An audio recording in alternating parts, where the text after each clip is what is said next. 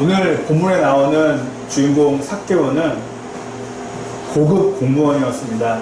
그리고 돈이 많은 부자였습니다. 아마 우리 모두가 되고 싶어하는 인물이죠. 단순히 돈만 많은 것이 아니라 직업도 아주 좋았습니다. 우리의 생각이라면 이 정도쯤이면 부족한 게 없기 때문에 근심과 염려가 없겠지라고 생각을 할 수 있습니다. 저부터가 그런 생각을 하게 됩니다. 그러나 성경은 그렇지 않다고 분명하게 말해주고 있습니다. 참고로 우리는 오늘 이야기를 통해서 돈에 대해서 혹은 부자에 대해서 부정적인 생각을 가져서는 안 됩니다. 돈이 잘못된 것도 아니고요. 부자가 잘못된 것도 전혀 아닙니다. 만일 이 부자와 돈에 문제가 있다면은 성경에 나오는 다윗 왕부터 소개되면 안 됩니다. 그와 비롯한 많은 왕들이 나오면 안 된다는 것입니다. 여러분, 왕보다 돈 많은 사람이 그 당시 어디 있었겠습니까? 성경은 전체적으로 돈에 대해서 이렇게 얘기하고 있습니다. 돈을 조심하여라. 만일 돈이 계속해서 말씀드린 것처럼 문제가 됐다면은 아브라함에게도 야곱에게도 하나님께서는 복을 내려주지 않으셨을 것입니다. 그리고 성경이 더 강조하는 것은 돈을 조심하기도 하지만 돈이 전부가 아니다. 이것입니다. 만일 돈을 우리가 전부로 여긴다면 어떻게 됩니까?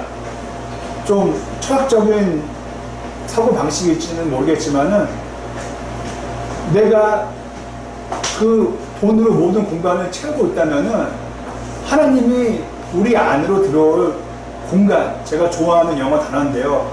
여지라는 그 표현을 방, 룸이라고 합니다. 하나님이 들어올 룸이 우리에게는 없게 됩니다.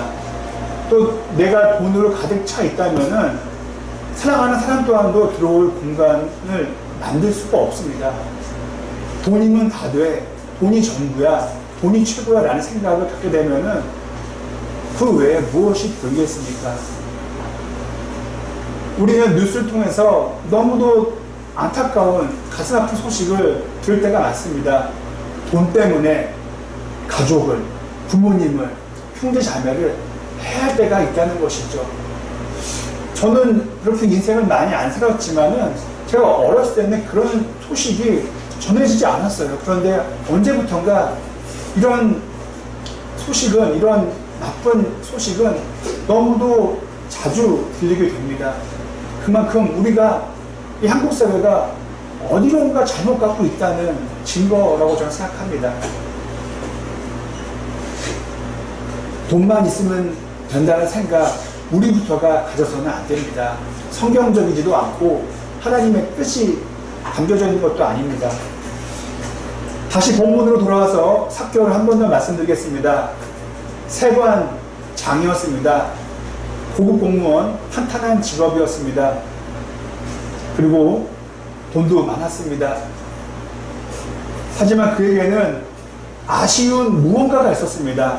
오늘 본문은 그렇게 길지 않아요. 그래서 삭개오에게 무슨 마음의 고민이 있었는지, 염려가 있었는지는 알 수가 없지만은 그의 행동을 놓고 본다면은 그에게는 삶에 풀리지 않는 숙제가 있었다는 것을 우리는 알 수 있습니다.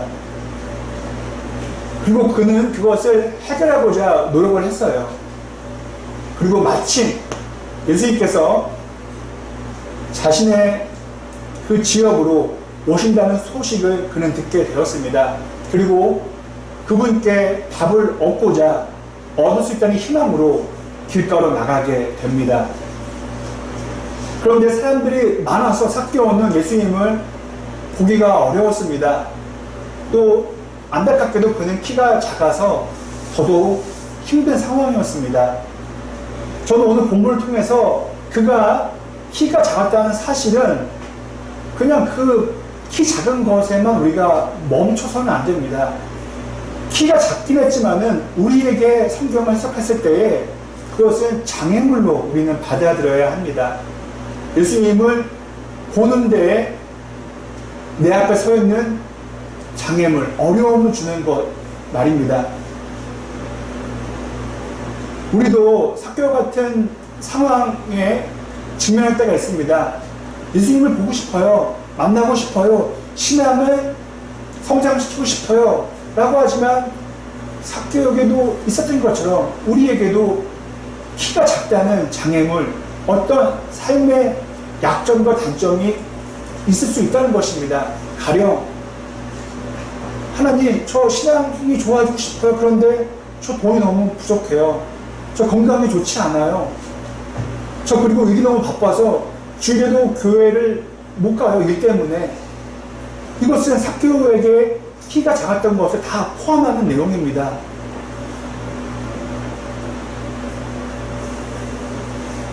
삭개오도 키가 작았지만은 그는 예수님을 못 봤나요? 아닙니다. 그는 예수님을 보았습니다. 어떻게 보았습니까? 나무 위로 올라가서 예수님을 볼 수 있었습니다. 우리에게 조금 전에 말씀드린 많은 이유와 상황들은 충분한 그런 설명이 됩니다. 신앙생활을 하기 어려운 설명, 또 예수님을 보기 어려운 그런 충분한 설명들이 되지만은 삭개오를 놓고 본다면은 그것은 나쁘게 얘기한다면은 핑계로 들릴 수 있다는 것이죠. 그냥 키가 작으니까 나는 그냥 돌아갈래. 이게 아니라는 것입니다. 나무 위에 올라가는 수고와 노력을 통해서라도 예수님을 만나야 한다는 것입니다. 돈이 없다고, 몸이 아프다고 신앙이 형성되지 않을까요? 성장하지 않을까요? 아니에요. 돈이 없어도, 몸이 아파도 신앙은 굳건하게 성장할 수 있습니다. 또 주일에 바빠서 교회를 못 올 수 있어요. 주일에 일해야만 하는 직업은 있어요. 하지만 우리가 평일에도 예배가 있잖아요. 수요일에도 금요일에도 예배가 있습니다. 심지어 토요일에도 예배가 있는 교회가 있어요. 거기 가서 예배를 드리면 되는 것입니다. 또 전혀 시간이 안 되니까 인터넷으로도 예배를 드릴 수가 있고요. 인터넷이 안 될 수도 있어요. 하지만은 그렇다고 한다면은 성경을 피고서 내가 하나님께 예배를 드릴 수 있다는 것입니다. 바빠서 뭐가 안 돼서 예배를 못 드리는 것이 아니라 정말 우리는 알죠. 마음이 없기 때문에 예배를 드리지 못하는 것입니다. 우리가 한번 삭개오를 볼 때에 그가 나무 위로 올라갔다는 것을 우리가 한번 생각해 본다면요. 여러분 한번 어떨까요? 저도 어렸을 때 나무를 올라가려고 노력을 많이 했어요. 저희 형과 함께 어디 놀러 가면요. 공원에서나 어디에서나. 그런데 저는 나무를 잘 못 올라갔어요. 왜일까요? 어려웠어요. 나무로 올라가는 것은 그렇게 쉬운 일이 아닙니다. 그리고 잘못하다가는 떨어질 수도 있어요. 그리고 그가 나무 위로 올라갔을 때 사람들은 어떻게 말할 수 있었을까요? 아마 저였다라면은, 제가 아마 부정적인 사람이었다라면은 이렇게 얘기했을 거예요. 저봐. 키가 작으니까 나무 위로 올라가서 비아냥거릴 수 있었을 것입니다. 그 이야기를 삭개오는 들어야만 했을 수도 있다는 것입니다.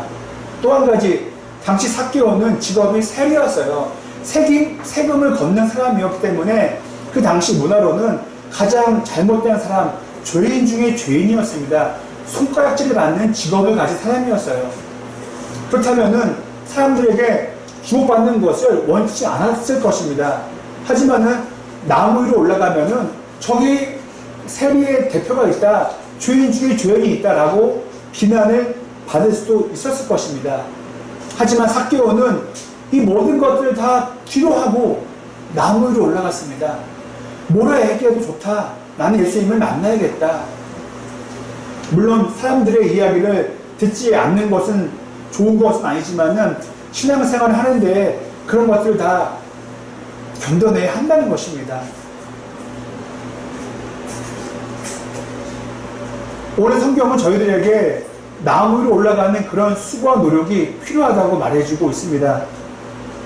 살면서 답답함을 느끼십니까?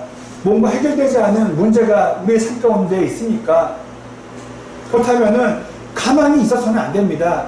아유, 사람들이 많네. 키가 작아 예수님 볼 수가 없네. 다음에 봐야지. 거봐, 나는 보고 싶은 마음이 있는데 상황이 안 돼. 내 책임이 아니야, 난 돌아갈래, 이러지 말라는 것입니다.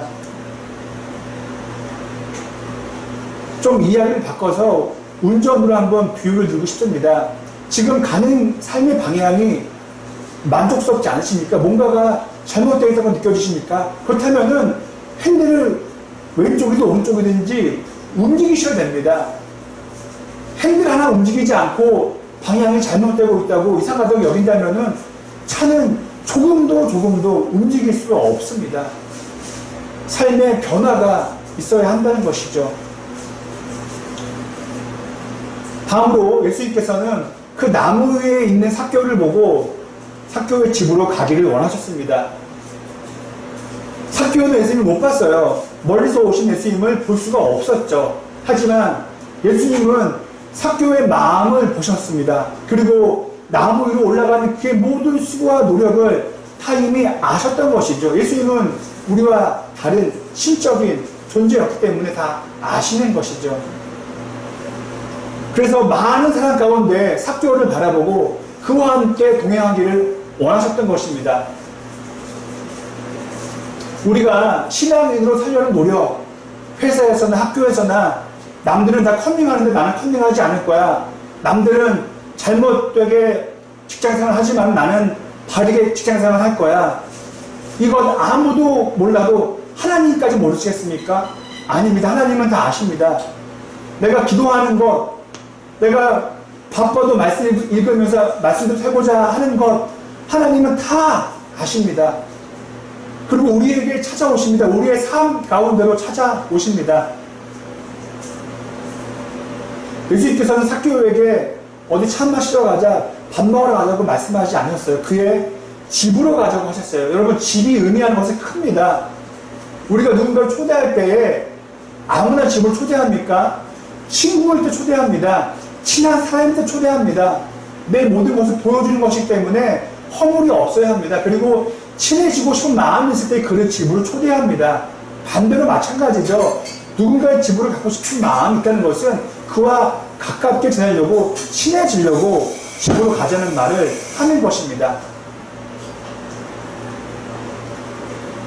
저 여러분이 신앙으로 살고자 노력할 때에 예수님은 찾아와 주시고 우리의 삶의 현장으로 들어와 주십니다. 우리와 함께 직장에 가십니다. 우리와 함께 사업을 하시고 우리와 함께 학교를 다니시게 되는 것이죠. 여러분, 예수님과 친하게 지내는 것, 아유, 당연한 거 아닙니까? 뭐, 별거 있겠어요? 라고 생각할 수도 있어요. 제가 한번 질문을 드릴게요. 우리나라의 대통령과 친하게 지내는 것과 예수님과 친하게 지내는 것 중에 어느 게 더 중요하겠습니까? 인간적으로 말하면은 대통령이랑 관계가 좋은 게 당연히 더 나은 것이죠. 그것은 인간적인 생각입니다. 하지만 우리가 신앙으로 곰곰이 생각해 본다면은 아니에요. 대통령과 친하게 지내는 것이 나쁜 것은 아니지만은 더더욱 중요한 것은 하나님과 우리 예수님과 친하게 지내는 것입니다. 여러분, 대통령이 아무리 권력을 가졌어도 우리의 영혼을 책임집니까? 우리의 영혼을 구원해 줍니까? 못합니다. 내가 절망에 빠졌어요. 내가 지금 불행해요. 대통령이 오셔서 그 마음을 다 치유해 주십니까? 아닙니다. 거듭 말씀드리자면은 대통령과 좋은 그런 친한 관계가 있는 것이 나쁘다는 것이 아니라 더더욱 중요한 것은 우리가 더더욱 친해져야 할 존재는 바로 예수님이라는 것입니다. 그럼 예수님이 우리의 삶 가운데 오신다는 것은 가장 큰 복 중에 하나라는 것입니다. 끝으로 예수님을 만난 삭개오는 변하게 됩니다. 저 여러분 예수님을 만났고 참된 그리스도인이라면 우리는 변화된 삶을 살아야 합니다. 전보다 조금 더 열심히 믿으십니까? 그렇다면 우리 삶에는 변화가 있어야 됩니다. 삭개오는 예수님에게 이렇게 얘기합니다. 주님, 제가 가지고 있는 재산에서 반을 떼어서 가난한 이웃에게 그것을 선물하겠습니다.